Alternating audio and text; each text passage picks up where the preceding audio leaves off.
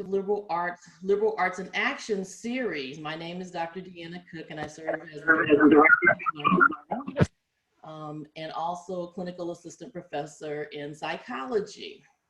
This series is really designed to be a preview for some and a reminder to others of how much exciting work we have in the disciplines, work that is thought-provoking, well-reasoned, on a variety of topics. And we do this by spotlighting our own faculty and staff here in the College of Liberal Arts to share the work that they've been doing.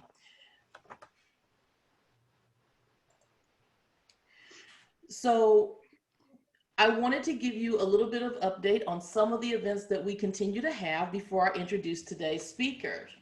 The Liberal Arts in Action series can be found on the website where you found registration for this. You'll find the recordings of today's event as well as all the other Liberal Arts in Action series. But we have some upcoming exciting events as well. So the fall semester, we're having a discussion about the elections as part of the Liberal Arts in Action Campaign 2020. Please take a look at that website.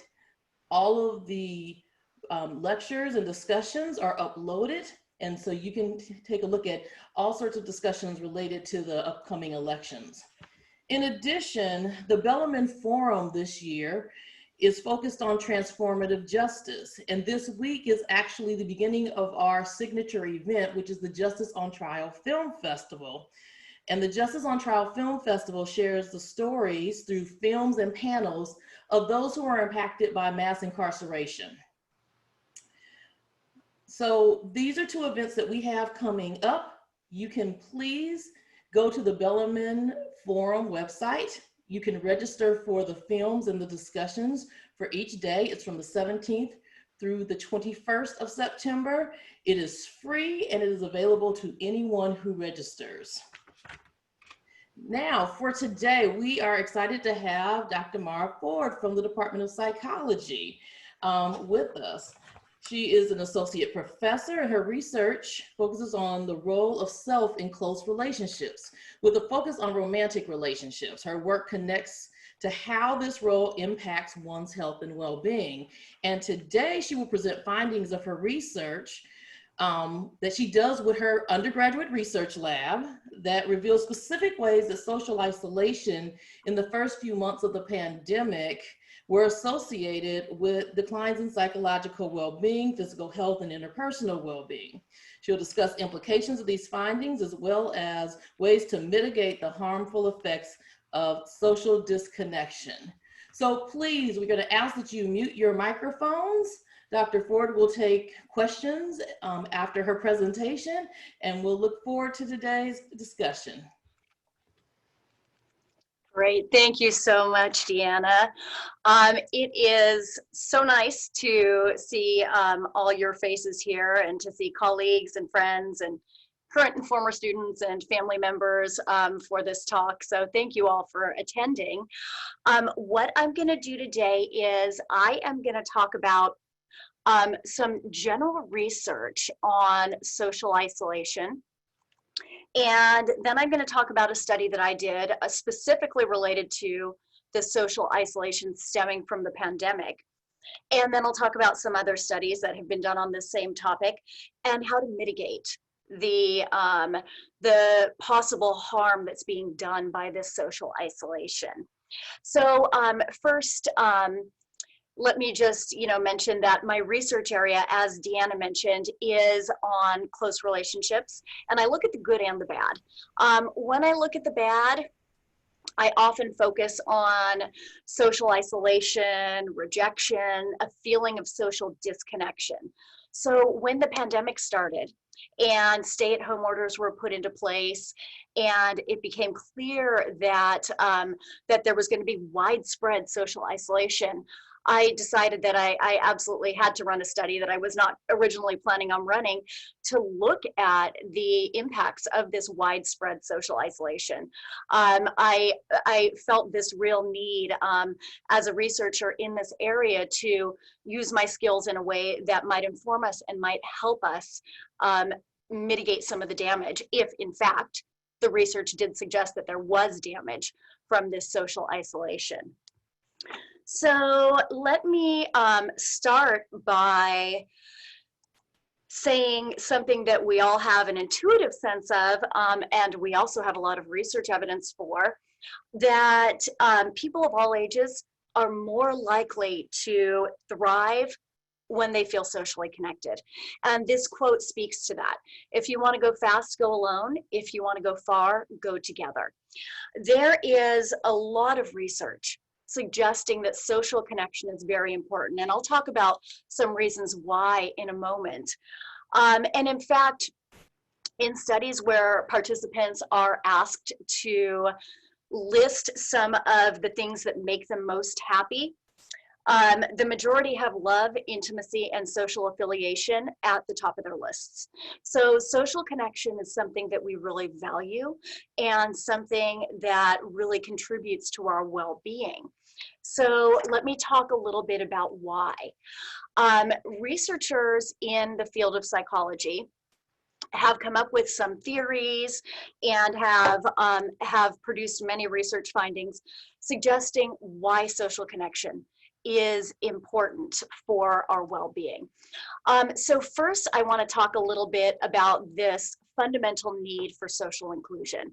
There are several researchers who have theories suggesting that as humans, we have evolved such that we are social beings and such that we need to be socially included.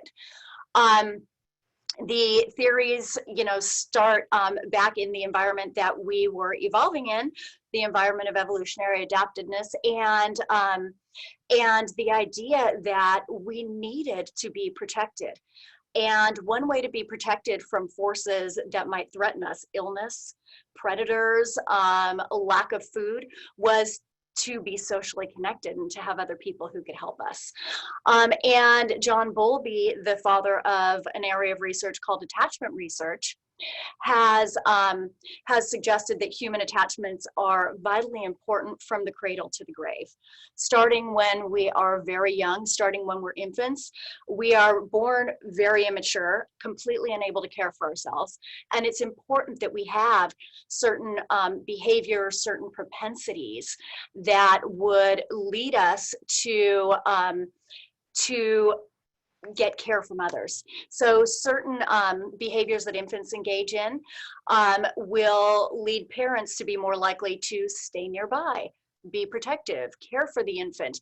And I could go into a lot of depth on this. I've done a lot of research on attachment, but let me just say that the basic idea is that we are a species that has evolved to be a social species. We need other people. We gain a lot of resources, including emotional resources, psychological resources, even physical resources from other people. And so we're a species that finds social exclusion to be very aversive, very threatening. And as such, social relationships are vital for our health and well-being. Being in high quality relationships and feeling connected to other people is associated with a lot of positive outcomes for your mental health, for your physical health. We get social support from other people. We use others to help us manage our stress. We get resources from other people. When you are sick and you need a ride to the doctor, let's say, thankfully, we can rely on other people to help us with things like that. And I bet if you just think back to some things that, some activities you engaged in over the weekend that brought you joy and brought you happiness and contributed to your well-being, that a lot of those activities involved other people. And in fact, I just have the tiniest example. Right before this talk, I opened my desk drawer and took out my mirror to put on a little bit of lipstick and found inside my mirror this note that my youngest daughter had written me. "I love mom and dad." And dad looks like a little bit of an afterthought, but that was just such a sweet little thing to see right before giving this talk. So that's just one little example of the small ways that social relationships can contribute to our health and well-being. And there is a lot of research suggesting that social relationships are incredibly important for health and well-being. And researchers in this area have actually called for the advancement of social connection as a public health priority. And I'll talk more about that in a little bit. But social connection is as important as a lot of the things that we as a society put a lot of money and resources into to promote health. So what I'm going to talk about for the rest of the talk today is unfortunately the opposite of social connection, social disconnection or isolation.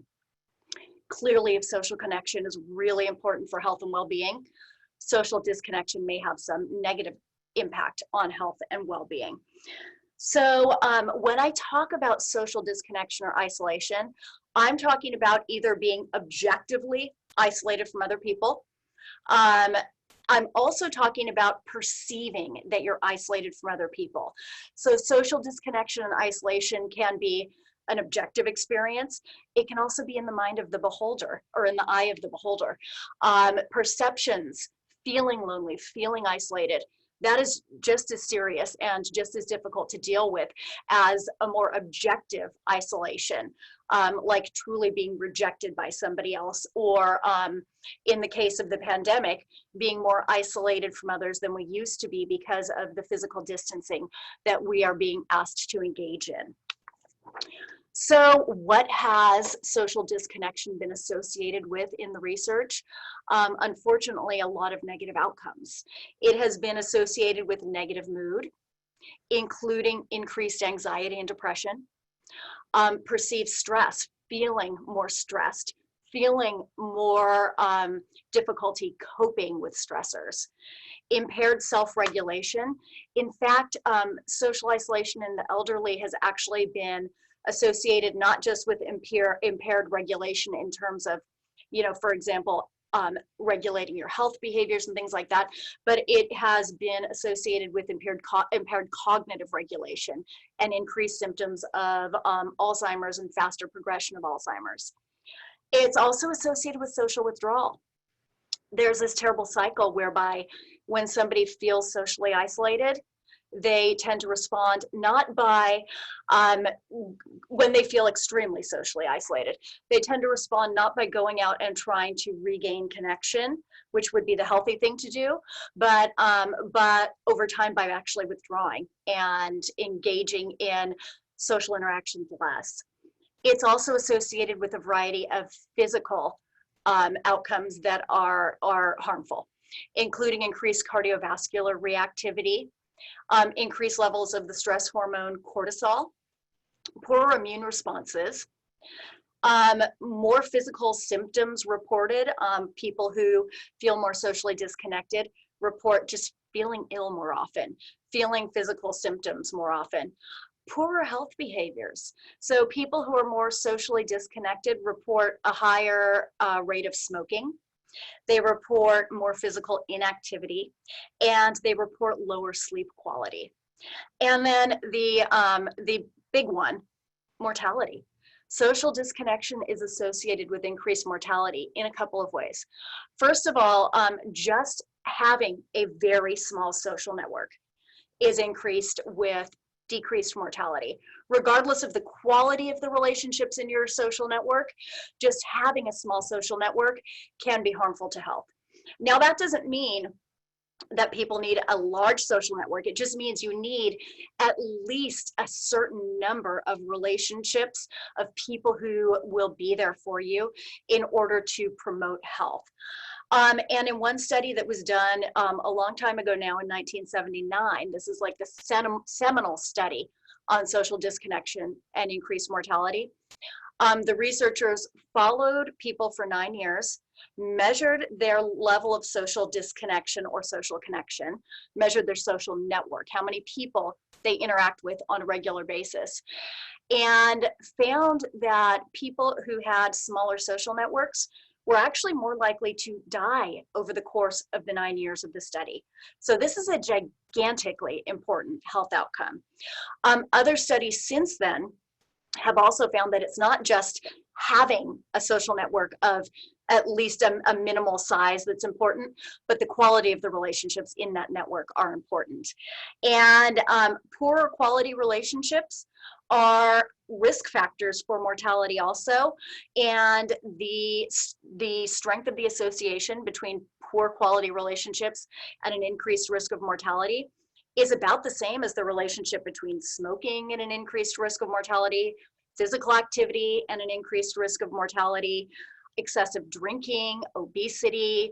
So social disconnection is an important factor that can impact not only psychological well-being, but also physical well-being and even mortality.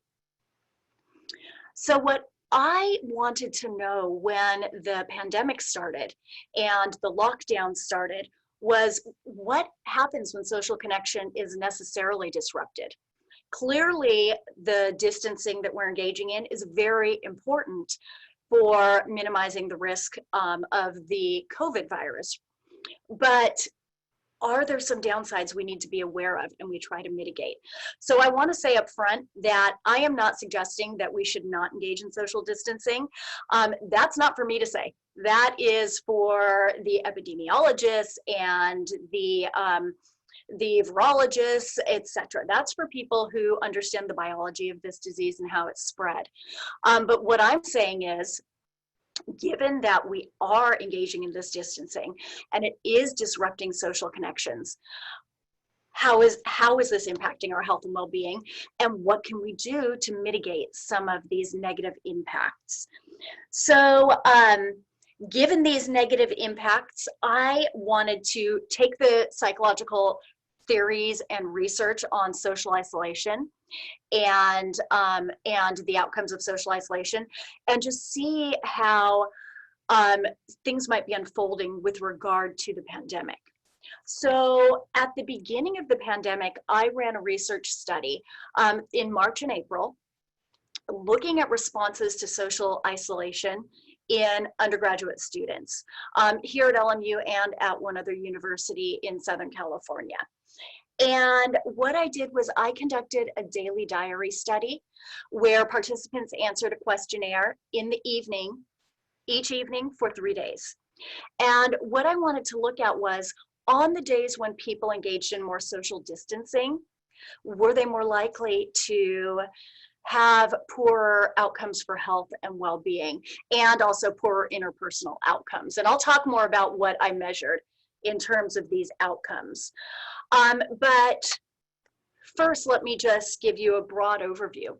So in this study, participants answered questionnaires, as I said, daily for 3 days, where they reported on their social distancing that day. They reported on their psychological well-being that day. Specifically, they reported on their mood, and I'll talk more about how I measured all of these things when I present the results. How well they felt they could deal with stress, overall ratings of their day as being a good day or a bad day, perceptions of social support, use of technology to connect with others, as well as health outcomes, daily health behaviors such as exercise behaviors, eating healthy, etc., and physical symptoms. And they answered these every day for 3 days, and they looked just as happy as this girl looks as she's answering her survey, I'm sure. And what I wanted to look at was, on days when participants are engaging in more social distancing, are they suffering poorer outcomes with regard to well-being, psychological and health, and connection with others? So essentially, because I ran this study across several days, people were serving as their own control group. I was looking at how people appeared on days where they were distancing versus days where they were not distancing as much, and whether the distancing seemed to be associated with poorer outcomes for individuals.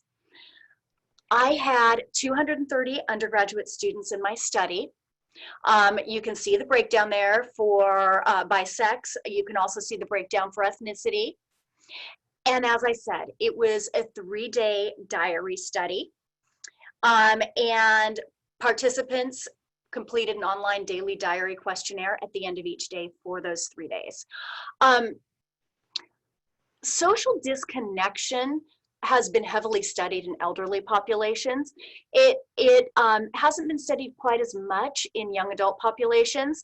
So that was a nice contribution of this study too. In addition to better understanding the impact of the pandemic and the social distancing, we were also going to understand the impact in a group of younger adults.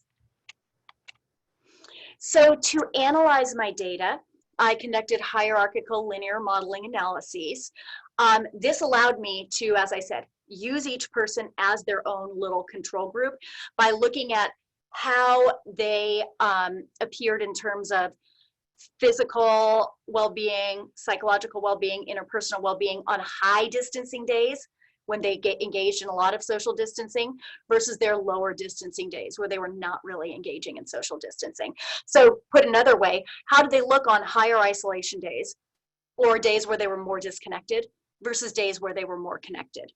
And I should tell you a little bit about how I measured social distancing right now.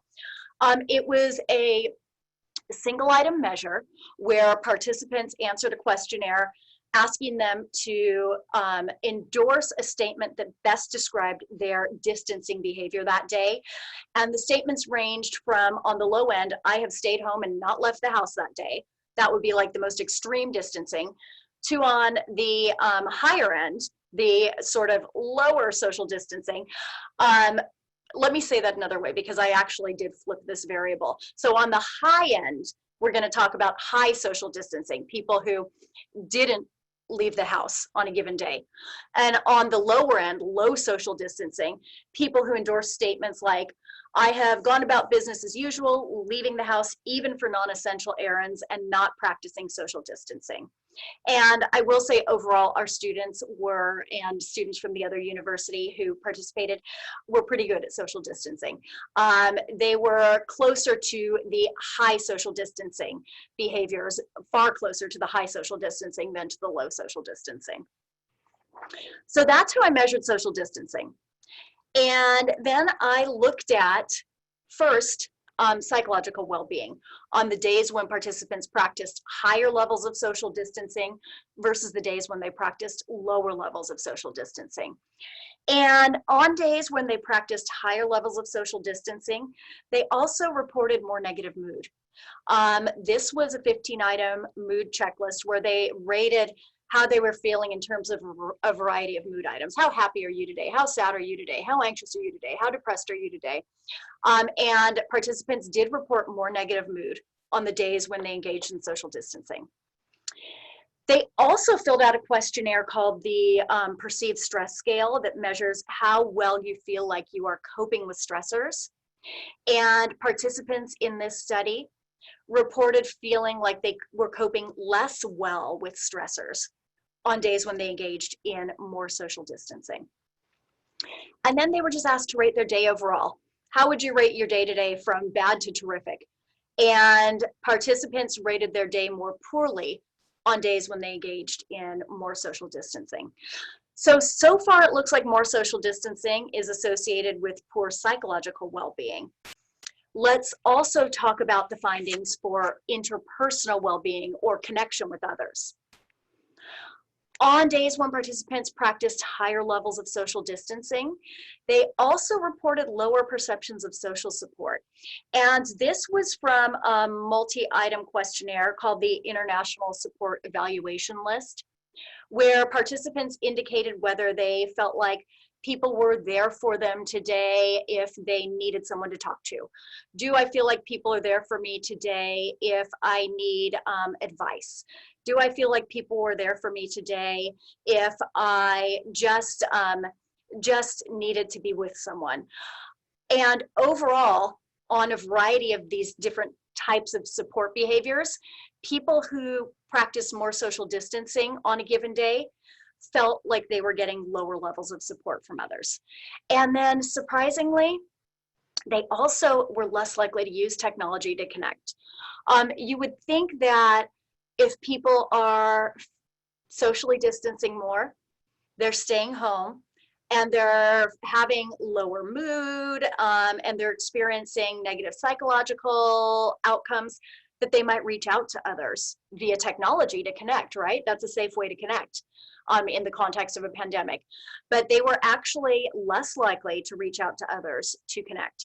And I measured this 2 different ways. I asked them the number of minutes they spent using technology to connect that day. I also asked them, just on a scale that assessed, today I use technology to connect with others for companionship. I asked them to indicate whether they did that very little or very much. I believe it was a 1 to 7 scale. And on both of those measures, on high social distancing days, people were socially withdrawing. They were less likely to even use a safe technology to connect in a safe way. And then health behaviors and physical illness. On days when participants practiced higher levels of social distancing, they also reported less healthy behaviors. And for this, I asked them about a variety of behaviors that they engaged in that day. I asked them, did they exercise that day? And they indicated on a scale from essentially, not much exercise to a lot of exercise, how much they exercised. I asked them whether they engaged, or to what degree they engaged in healthy eating. I asked them to what degree did they spend time outside, and to what degree did they do something spiritual, meditating, praying, being mindful, being grateful, all things that are considered healthy behaviors. And I also asked them, what is the total number of minutes you spent engaging in these healthy behaviors today? And on both of those measures of healthy behaviors, I found that on participants' higher social distancing days, the days where they were more socially disconnected, they also reported fewer healthy behaviors and fewer minutes engaged in healthy behavior. Finally, I assessed physical illness symptoms. So indicate whether you felt, or to what degree you felt, some of the following symptoms today: body aches, shortness of breath, etc. And on days where participants were more socially disconnected, days where they were practicing higher levels of social distancing, they also reported more daily physical illness symptoms, suggesting that social distancing was also associated with negative health outcomes. So in sum, these findings suggest that social disconnection as a result of the pandemic, social distancing, is associated with poorer psychological outcomes, poorer outcomes for interpersonal connection, and poorer outcomes for physical health. And I am not the only one studying this, as you can imagine. Other researchers are too. So I'd like to take a minute to just bring in some of their findings also. So social isolation due to the pandemic has also been associated with increased symptoms of depression, generalized anxiety disorder, intrusive thoughts, insomnia, and acute distress. And these findings were from the research lab of Dr. Brett Marroquin, who is another psychology professor here at LMU. And his paper has just come out where he discusses these findings. So his research also suggests social isolation is associated with a variety of negative outcomes in the context of this pandemic. Other researchers have found no increase in loneliness. I actually attribute this to a very different methodology, though.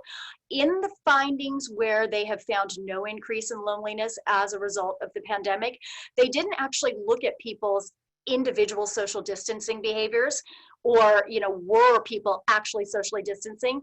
Instead, they just looked at, they compared people's levels of loneliness from January to March, assuming that in January people were not distancing because the pandemic was not on our radar really yet, and that in March people were distancing. But we do know that there's a lot of variability in terms of how seriously people in different areas were taking the social distancing. So I'd like to see more research come out before I'm really on board with this idea that people were not feeling an increase in loneliness. And then other researchers have found increases in Google searches. for loneliness, worry, and depression since the pandemic started. So all of these suggest, or some of these suggest, particularly the first and the third bullet point, that social distancing as a result of the pandemic may be associated with some negative outcomes. And as far as the second bullet point goes, I'm interested to see some future research and see if that finding holds up. So general conclusions. Social disconnection associated with the pandemic does seem to pose a significant threat to health and well-being. However, we know that the devil is often in the details, and that I know well from doing research in this area that when social disconnection is present, even though we know it is typically difficult to deal with, there's variability in terms of how people deal with it. Some people will be much more vulnerable to it than others.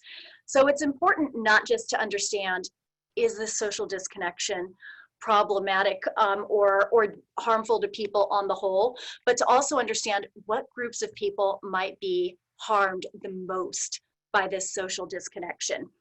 And I'd like to consider some groups that we need to focus on. My study couldn't really speak to differences in vulnerability to social disconnection between these groups because I had mostly undergrads, and as I'll speak to in a minute, the variability on some of these measures was not great enough for me to look at this. But some of the factors that we need to look at: socioeconomic status. Certainly, you can imagine that individuals who are in lower income groups are going to be much less likely to, first of all, avail themselves of resources that might help them deal with a variety of stressors related to the pandemic, not just the social isolation, but the economic impact of the pandemic, etc. In my study, I primarily had participants who were in middle to upper class. So there wasn't as much variability as I would have needed to really understand how the pandemic and the disconnection, the social disconnection, was impacting individuals of a variety of income groups. However, I did find that one small finding, that those in the lower income groups were even less likely than those in higher income groups to use technology in order to connect with others on days where they were very socially disconnected. So this is a question that other researchers need to, and I'm confident will tackle, with large groups of individuals from a variety of different income categories. Ethnicity is obviously another factor that we need to look at. Again, you saw the ethnicity breakdown for participants in my study. I didn't have enough individuals in some of the ethnic groups, some of the minoritized groups that we know are being impacted more, at least physically, by this pandemic. So specifically, Black or African American individuals and Latinx individuals. Those are two minoritized groups that we know are being impacted a lot more by COVID in terms of their physical health outcomes. It's important to understand if the social disconnection is also greater and having greater outcomes on their interpersonal well-being, their psychological well-being, and their physical well-being. Alternatively, it may be that the more communal nature of some of these groups is actually protective. And that's an empirical question, and it's important for us to investigate. And then finally, my study couldn't speak to this at all, but age.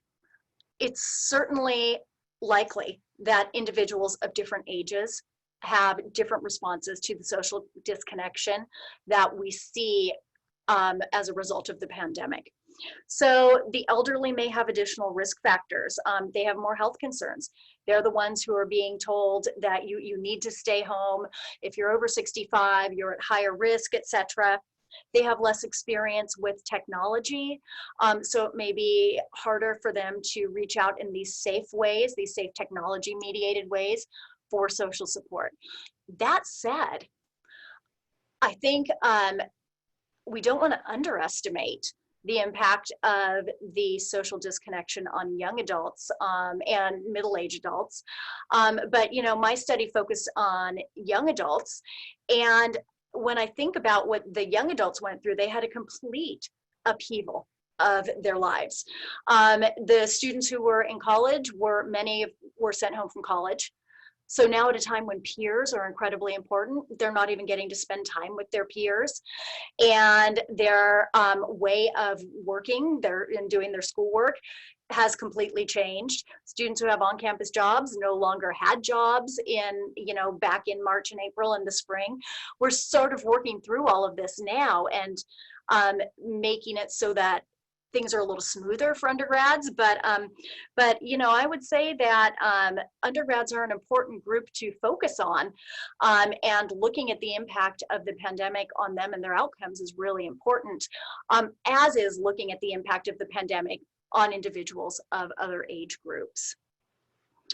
And then lastly, I would like to think about, until we can get back to normal, until we can participate in things like this. This is Shakespeare on the Bluffs at LMU, obviously before the pandemic. And down below here, we see a picture from Loyola Law School with a group of people gathering. Until we can get back to this time or place of social connection, what do we do to mitigate the harm of the social disconnection on mental health, physical health, and interpersonal well-being? One thing we can do, and this has been recommended already by several researchers and by the World Health Organization, we can change our terminology. It is not very helpful to talk about social distancing, because in that term, it suggests that we should be distancing socially and not spending time socially with others. Instead, the WHO has recommended using the term physical distancing, because that term suggests that we should be obviously physically distancing from others, but doesn't suggest a social component to the distancing. And then we also may want to use some evidence-based interventions. There is a large literature on social disconnection in psychology and on loneliness and how do we mitigate the harms, how do we decrease the harms of social disconnection.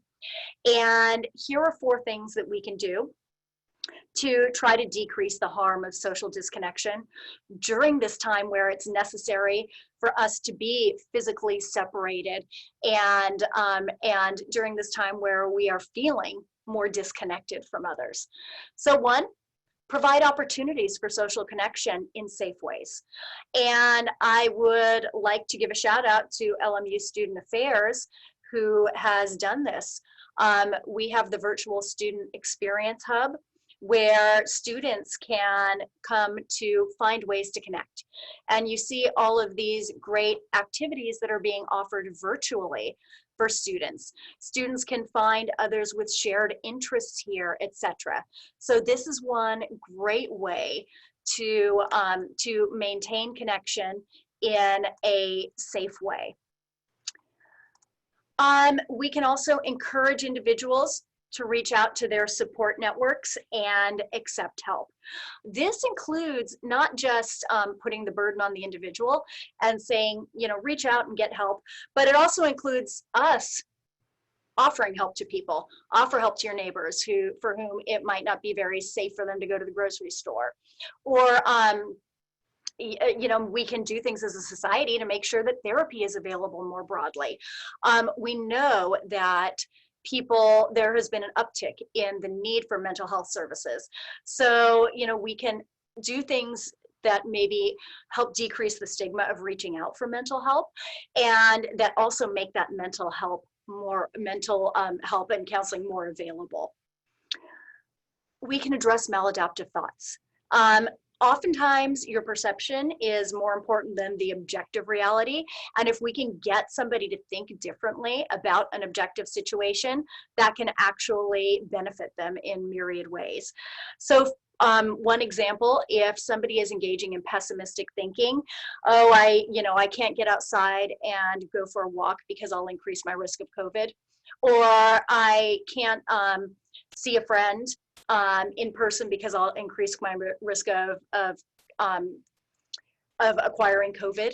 We can have them rework the way they're thinking about it and think about it in less of a pessimistic, fear-based way.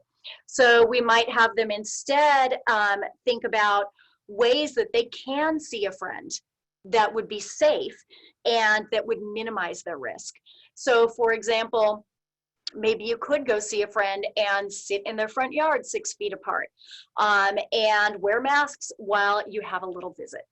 So we can address these maladaptive pessimistic thoughts by instead helping individuals understand where they might be able to control the things they're fearful of so that they can engage in these behaviors that allow them to feel more connected.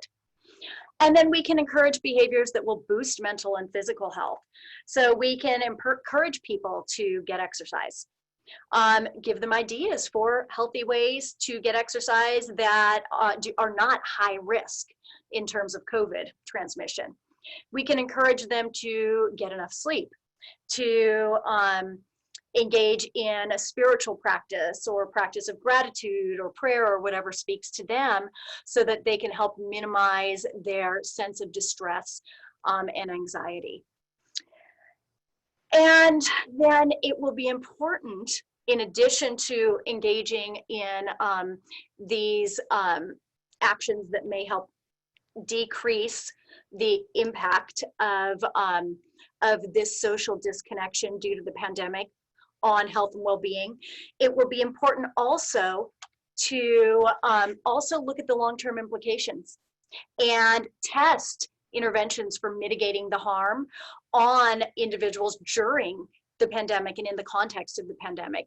Because maybe the ways we've traditionally tried to decrease the risks of social disconnection don't really work as well in this pandemic setting. So it's going to be important for researchers to test different interventions in this setting of this current pandemic. And then it will be important to understand the long-term implications. We know that based on research on other large-scale catastrophes, there are lingering effects. And it will be important for us to continue to investigate this long past when the pandemic ends, and also investigate stressors possibly related to reemerging into normal ways of socially connecting following the pandemic. And then I've put this article here just because it's very relevant to those of us working in institutions of higher education. This was an article that came out in Inside Higher Education about the mental health needs of students that are rising with the pandemic. And you can certainly find that online and read it, but it also underscores the importance of finding ways to mitigate the harm of this social distancing, social disconnection, etc., on the well-being of individuals, in this case of college students. So I am very happy at this point to take any questions you have. I'm happy to hear any thoughts you might have if you don't have a question, but you just have a thought. And you're certainly always welcome to email me.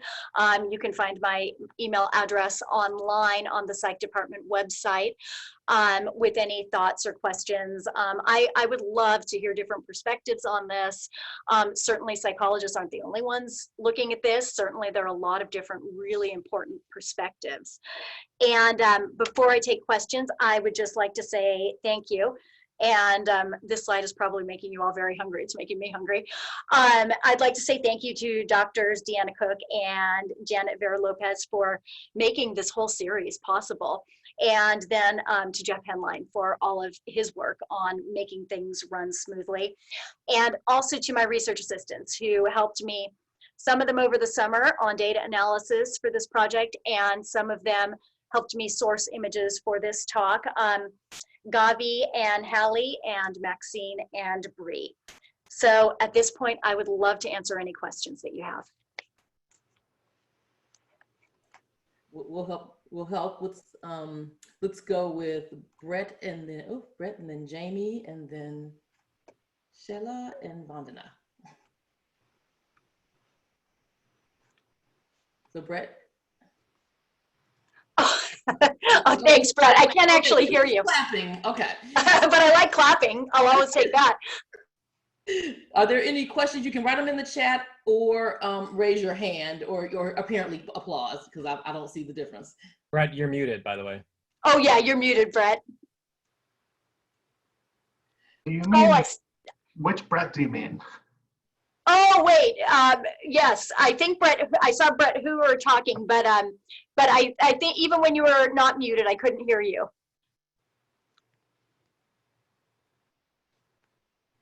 So I see a question online which says, how many people should be in a virtual network? So, you know, we usually don't come up with exact cutoffs for, you know, oh, 3 people is good, 5 people is bad. Usually it's more of, oh, you want, you know, usually more is better, not necessarily in the case of your social networks. High quality is better. So we know, for example, that as people age, they actually decrease the size of their social network, but they increase the time they spend with their more high quality relationships, and that's not a bad thing. So I would say that, you know, there's not really a number that you want to aim for, but I would say you want to keep it small enough that you can still have high quality interactions. If the virtual network gets too large and you're just engaging in, you know, quick little, oh, let me send them an emoji sort of interactions, that's not really going to give you the fulfilling depth of interaction that is going to be as helpful and as beneficial as you know, those quicker, little more pithy interactions. So there's another question. Did you notice any effects of less social distancing on the following reporting days? So for instance, spending time with someone in the evening and then having a positive next day or the following day? Yes, so I have not looked at that data yet. I need to look at what's called the lagged analyses. I need to look at that, and I'm scared to look at that. Not because I expect the findings to be horrible, but because a lot of my participants, they were in the midst of a pandemic, so they missed a day. And so when you do same day analyses, missing a day is not as much of a problem statistically. But when you do the lagged analyses, if you're looking at how they look the day after social distancing, but they skipped their questionnaire that day and instead they did it 2 days later, now it interferes with all of your statistical analyses. So I still need to look at that data. It's a bit messy because although everybody completed all 3 days, some of them missed a day and then completed their 3 days a little bit late.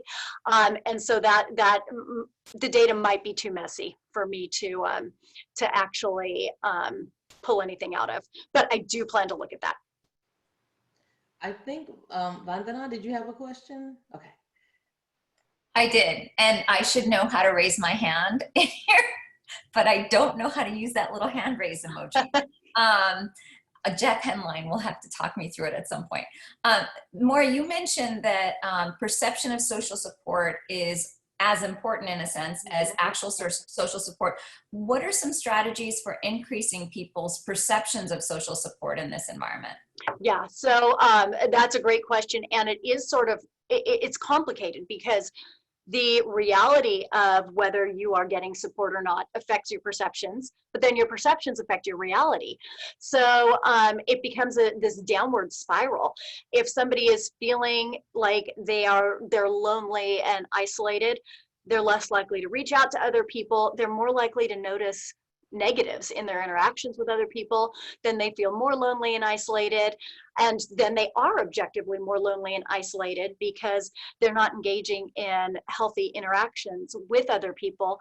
So it's sort of hard to disentangle the objective reality from the perception because both fuel each other. I do know that on studies done on loneliness, which is usually measured in terms of how are you perceiving your social interactions? Not necessarily the objective reality, because that's hard for researchers to investigate, right? I can't well, I kind of can follow you around, if I do a questionnaire study where you're answering questionnaires all day at different times of the day. But usually we measure things like that, like loneliness, in terms of, do you perceive that you're disconnected? Do you perceive that you're lonely? And by far, the most helpful intervention for that is changing people's thoughts, helping them be less pessimistic and more realistically optimistic. So changing their thoughts in terms of, do I feel like if I reach out to that person, they're going to reject me? Talk about all the reasons why they wouldn't reject you. Think about all the reasons why they wouldn't reject you. Think about all the reasons why you should be optimistic. People are usually good-natured, etc. So by far, changing maladaptive cognitions has been the best intervention for subjective sense of social disconnection. Great. So Jessica Griggs has her hand up. Hi, Hi, Jessica. Jessica's a former student. Yeah. I had a question about some of the questions you asked in the surveys. I was wondering if you asked them who they were social distancing with, like whether they were living alone or living with family and friends, and if you noticed in any of the entries whether that possibly, if you have an inkling, whether that affected how they sort of perceive their isolation in a sense. Yes, so I did ask that, and just last night as I was working on this talk, I thought, oh, I need to look at that variable, but I did not have time before this talk. Yeah. So I did ask that, and I absolutely will look at that. I asked people where they were living, who they were living with, how many people they were living with, so that, because certainly I would imagine that people who are in a home with others are going to feel less disconnected. Mm-hmm. And for college students, I would imagine that students who stayed in their off-campus housing with their peers probably felt less disconnected from college life than those who moved home when the pandemic started. So I need to look at that data still. This is sort of these are the basic findings that I presented today, but I still have other data that I need to investigate. So yes, that's a great question. Okay, thank you.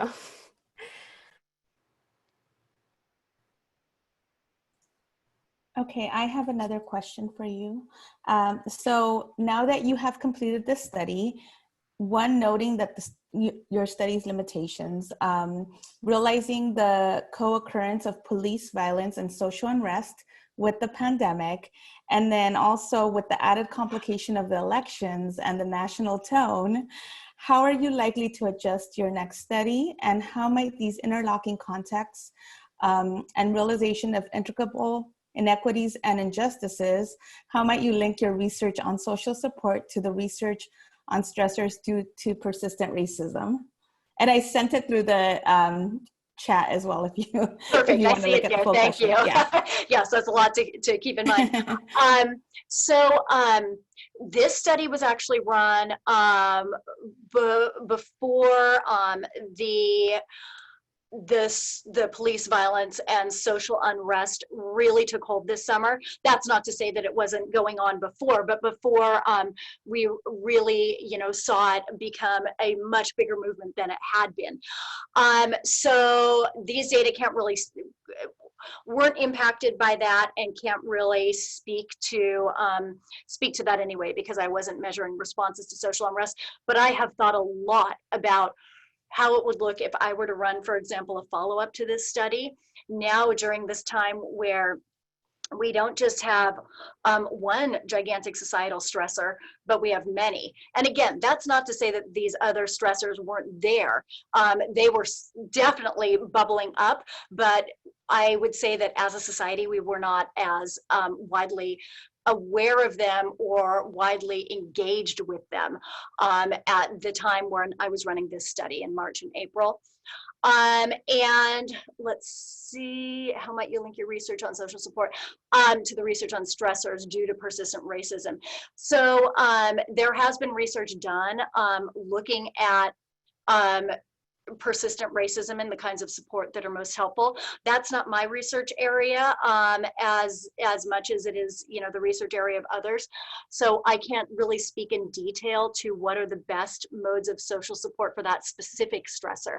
But certainly, I would be very interested in investigating in future studies not just stressors due to social disconnection, but also stressors due to experiences of racism, as well as viewing racism. So, you know, you have the individuals who are experiencing it, and of course, it's most stressful for them, but I would also want to see the impact it's having on those who are becoming more aware of it and more engaged with important issues related to racism and discrimination. Great. I'm going to ask two questions in one, and I think on the second part of that question, we'll close us out for the day. So did you look at the types of unhealthy coping mechanisms used to cope with social disconnection, such as alcohol or drug abuse? And then the second question is, how do we keep up with your study and your research? Great. So as far as alcohol and drug use, I did not find any differences between individuals who were socially distancing, socially disconnected versus not. That's actually pretty typical. In the research, that is, especially the alcohol use, it's not typically associated with loneliness or social disconnection. In fact, and that's counter to the sort of the intuitive understanding we have, right? In fact, for individuals who are lonely, they're less likely to drink excessive amounts of alcohol than individuals who are less lonely, which is also different in a pandemic time versus a non-pandemic time, because the individuals who are lonely are probably drinking excessive amounts of alcohol with their friends at a bar, which people weren't doing during the pandemic. So that throws a little bit of a loop in trying to understand and interpret the alcohol use and the drug abuse piece, because that is often something that people are doing with others, which, you know, was being discouraged doing anything with others, let alone those things during the pandemic. As far as the other unhealthy coping mechanisms, they were the ones that I mentioned. Unhealthy eating, not engaging in exercise, not getting outside, not engaging in any sort of, you know, spirituality, gratitude, positive thinking, etc. As far as how to best keep up with the study, when it is submitted, I'm polishing some things up right now and adding in some things, and hopefully accepted somewhere and in press. I will certainly post that link to the study on my webpage, my LMU webpage. And you can always email me. Anybody can email me with questions. I'm happy to answer them. Okay, great. I'm going to sneak in Dr. Tandani's last question statement, which is in response to the question about issues related to racism. On the flip side, belonging to activism movements might increase people's sense of purpose and community, maybe serving as a protective factor to other kinds of social isolation. I am so glad you asked that, Vandana, because there is a lot of research suggesting that volunteering is really effective in helping people who are feeling socially disconnected, feeling like you're helping others. And that's mostly been looked at in elderly populations, where they have found that having individuals go out and volunteer and give back to the community in some way is a very effective way in mitigating some of the harm of social isolation. So I would certainly guess that engaging in activism in a way that's safe and that doesn't, you know, expose you to COVID, and there are many ways you can do that, would absolutely have positive impacts and mitigate some of the harm of the social disconnection for several reasons, which I won't get into now because I know we're at the end of our time. All right. Well, thank you for joining us today. And Dr. Ford, I appreciate you and your time with us today. Remember that you can find a recording of this presentation along with the other ones that we've done this summer at the website stated here. Mara actually thanked us, and I appreciate that. And I'm going to thank Jeff and Allison and Janet Vera as well for supporting this work. Thank you so much, and we'll see you next time.